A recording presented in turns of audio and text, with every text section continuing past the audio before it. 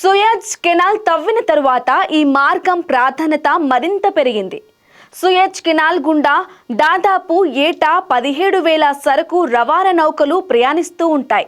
ఇప్పటి వరకు ఈజిప్టు ప్రభుత్వానికి నౌకలు చెల్లించిన టోల్ ఛార్జీలు దాదాపు $10 బిలియన్ చేరుకోవటం విశేషం. సౌదీ అరేబియా నుండి క్రూడాయిల్తో బయలుదేరిన నౌక నెదర్లాండ్స్లోని రోటర్డామ్కు చేరాలంటే సూయజ్ కెనాల్ మార్గం గుండా 6,436 నాటికల్ మైళ్ళు ప్రయాణిస్తే చాలు. అదే ఆఫ్రికా ఖండం చుట్టూ తిరిగి వెళ్లాలంటే దీనికి దాదాపు 3 దూరం ప్రయాణించాల్సి ఉంటుంది. ఈ కాలువ తవ్విన తరువాత యూరప్ ఇంకా ఆసియా దేశాల మధ్య వాణిజ్య రవాణాకి కీలకమైన సముద్ర మార్గంగా మారడమే కాకుండా మధ్యధరా సముద్రం నుంచి హిందూ మహాసముద్రంలోకి చేరటానికి ఉన్న దగ్గరి దారిగా ఇది మారింది.